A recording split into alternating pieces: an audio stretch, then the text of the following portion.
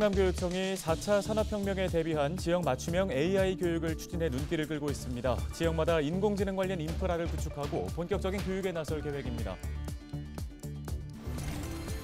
당진 지역 급식에 자격을 갖추지 못한 업체가 김치를 납품해 위생 점검에 구멍이 뚫렸다는 의혹이 제기됐습니다.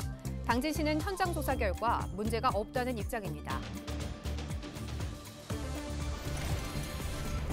역대급 폭염으로 충남에서 모두 86명의 온열 질환자가 발생한 것으로 집계됐습니다. 남성이 여성보다 3배가량 많았고 연령별로는 70대가 가장 많았습니다.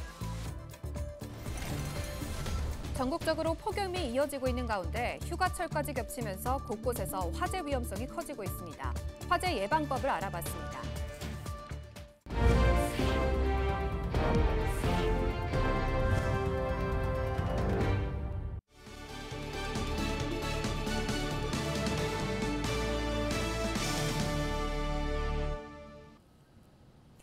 시청자 여러분, 안녕하십니까? 헬로티비 뉴스입니다. 첫 소식입니다. 충남교육청이 4차 산업혁명 시대에 대비해 챗GPT를 활용한 교사용 수업자료 개발 등 다양한 교육 정책을 펼치고 있는데요. 이 중 각 지역의 실정에 맞게 인공지능 교육 특화 교실을 조성하는 사업이 눈길을 끌고 있습니다. 정호석 기자입니다.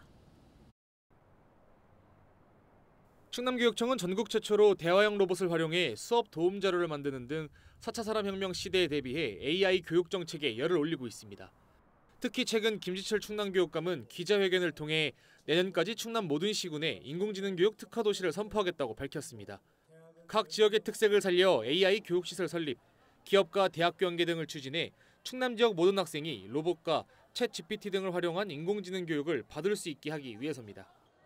충남교육청은 전국에서 최초로 2020년에 인공지능 활용 교육의 중요성에 관해서 도움자료를 개발해서 학교에 다 보급했고요. 모든 아이들이 다 특별한 인공지능 교육을 받고 있다라고 하는 생각이 들 수 있도록 하는데 초점을 두고 있습니다.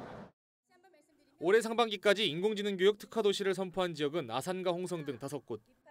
대부분 지역 내 기업과 대학교가 있어 AI 교육 환경 구축이 용이한 지역입니다.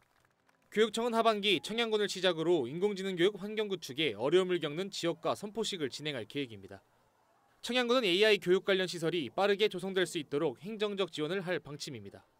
특화도시 선포를 계기로 교육지원청은 학생을 대상으로 미래 역량을 기르기 위한 맞춤형 인공지능 교육을 선도하고 청양군은 인공지능 교육 시설을 국민 평생교육과 연계되도록 최대한 지원하겠습니다.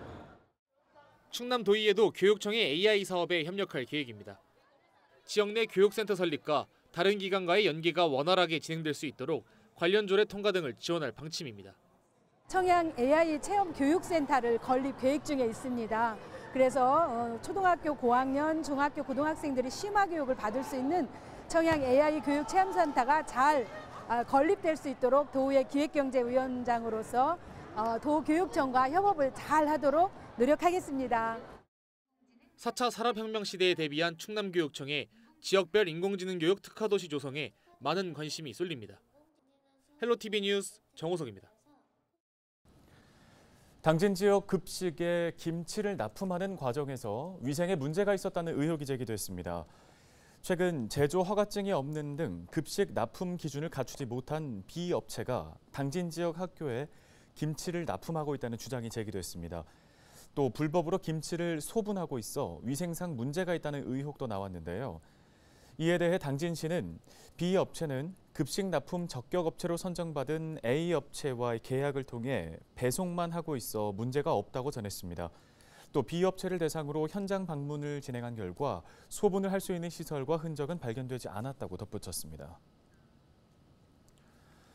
연일 계속되는 폭염에 충남 지역에 온열 질환자가 속출하고 있습니다. 충남도는 지난달 31일까지 올해 충남도 내에서 발생한 온열 질환자는 모두 86명으로 집계됐다고 이들 밝혔습니다.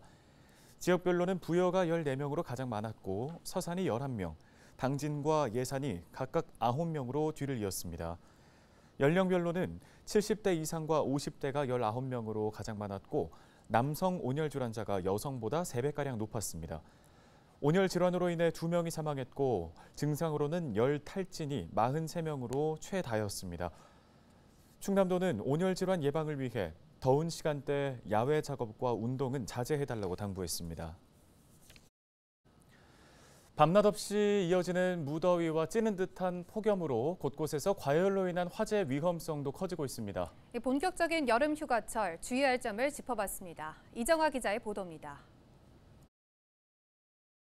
지난 6월 15일 새벽 강원 고성군의 한 리조트에서 불이 나 투숙객 2명이 다치고 200여 명이 대피했습니다. 이어 지난달 18일에는 인천의 한 대형마트에서 화재가 발생해 손님 등 수십 명이 대피하는 소동이 있었습니다. 이처럼 여름철에는 유독 다중이용시설 화재가 빈번합니다. 지난 2018년부터 지난해까지 여름철 발생한 화재는 연평균 8,800여 건, 500명 이상이 다치거나 숨졌고 2천억 원 넘는 재산 피해가 났습니다. 이 가운데 노래 연습장과 주점, 전통시장 등 다중이용시설의 화재가 잦았습니다. 가장 큰 원인은 다름 아닌 전기적 요인. 지난 5년 동안 전기적 요인으로 인해 발생한 화재는 본격적으로 날씨가 더워지는 6월부터 8월 사이에 집중됐습니다. 에어컨 등 냉방기기 사용이 급증하기 때문입니다. 소방당국은 오는 25일까지를 여름 휴가철 관리 기간으로 정하고 화재 취약 시설에 대한 행정지도에 나섭니다. 다중이용시설 냉방기기는 단일 선으로만 사용하셔야 되고요. 이 선이 훼손이 있는지 꼭 확인을 하셔야 됩니다. 먼지가 있는지 확인하셔서 청소를 하셔야 되고요. 실외기 주변에 충분한 공간을 두셔야 되고 또 불볕더위가 장기간 지속되는 상황에서 야영이나 캠핑 시 차량을 이용할 일이 많은데 이때도 각별한 주의가 요구됩니다. 찜통더위 속 승용차는 얼마나 뜨거워질까? 공터에 30분 정도 주차한 차량의 온도를 재봤습니다. 이렇게 밀폐된 차 안의 내부 온도가 순식간에 60도를 넘어섰습니다. 지난달 22일 낮 경기 부천에서는 차량의 계기판 온도가 갑자기 상승하면서 엔진룸에 불이 붙은 일도 있었습니다. 휴가철 장거리 운행 전 점검은 필수입니다. 위에 부분까지 가득 들어가 있잖아요. 이걸 확인하셔야 됩니다.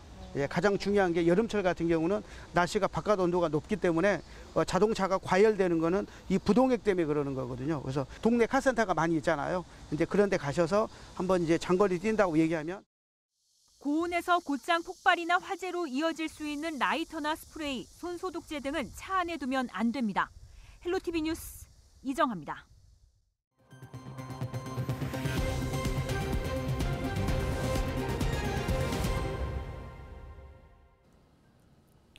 다음 소식입니다. 홍성군 홍부급 행정복지센터가 1일부터 신청사에서 본격적인 업무를 시작했습니다.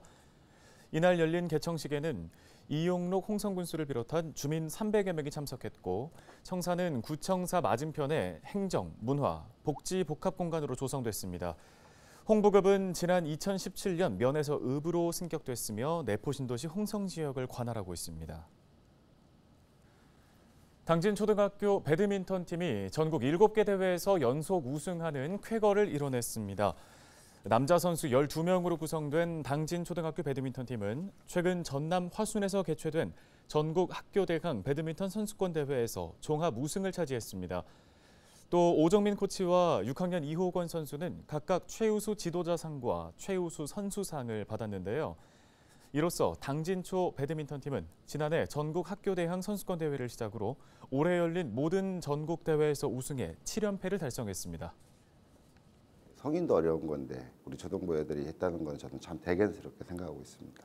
그래서 앞으로도 우리 아이들이 그리고 우리 당진시 배드민턴이 더욱 크게 성장할 수 있도록 관심과 격려 감사드리고 또 지원도 부탁드립니다. 충남 도립대가 보령머드 축제에서 체험 부스를 운영해 호응을 얻고 있습니다.